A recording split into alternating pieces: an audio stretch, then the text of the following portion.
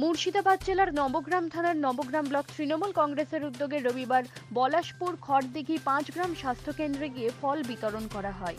এছাড়াও শিডিউল অনুযায়ী ব্যানার নিয়ে মিছিল করে প্রত্যেক জনসাধারণের বাড়ি গিয়ে রিপোর্ট কার্ড বিলি করে বঙ্গধ্বনি যাত্রা কর্মসূচি আয়োজিত হয়। উপস্থিত ছিলেন নবগ্রাম ব্লক তৃণমূল কংগ্রেসের সভাপতি মোহাম্মদ এনায়েতুল্লাহ, জেলা প্রতিনিধি আনিসুর রহমান, পঞ্চায়েত সমিতির সভাপতি এরশাদ আলী সহ বিশিষ্ট নেতৃত্ববৃন্দ। শুভরাজ সরকার রিপোর্ট, জেএস নিউজ। বন্দ্যোপাধ্যায় মহাশয়ের নির্দেশে আমাদের বঙ্গধ্বনি যাত্রা চলছে আজকে ষষ্ঠ দিন। ষষ্ঠ দিনের আজকে আমরা শুরু করেছিলাম পলাশপুরে, যেমন শিডিউল ছিল সেরকম।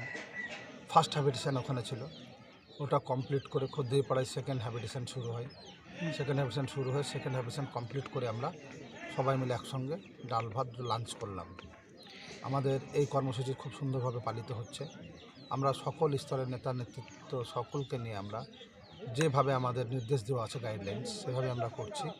এবং আমাদের যে কার্ড বেরিয়েছে রিপোর্ট কার্ড, সেই রিপোর্ট কার্ডটা আমরা যেভাবে মানুষের কাছে পৌঁছে দেওয়ার কথা সেভাবে পৌঁছে দিচ্ছি। মানুষের সঙ্গে কথা বলছি, মানুষ খুব আগ্রহী, মানুষ খুব উৎসাহের সঙ্গে আমাদের সঙ্গে কথা বলছে এবং সে কার্ডগুলো গ্রহণ করছে।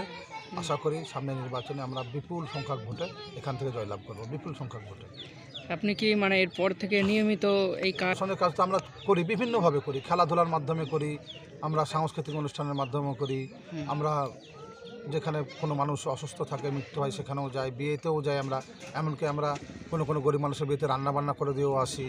আমরা আরও বিভিন্নভাবে আমরা জনসংযোগ করি, যেখানে কোনো পাড়া গ্রাম ছোট গ্রাম আছে আমরা চলে যাই, মানুষের বাড়ি বাড়ি যাই, কাকি কী করছেন, কাকা কী করছেন, বৌদি খাওয়া দাওয়া হলো, রান্না হলো, কেমন আছেন, এর সঙ্গে চাল পাচ্ছেন আর পাচ্ছেন সব কিছু আমরা জিজ্ঞেস করি। তো এটা একটা অন্য পদ্ধতিতে হচ্ছে, আবার অন্য পদ্ধতিতে আমরা করবো। সবসময় আমাদের অন্য সরকাররা বিভিন্নভাবে করছে, করে থাকবেই।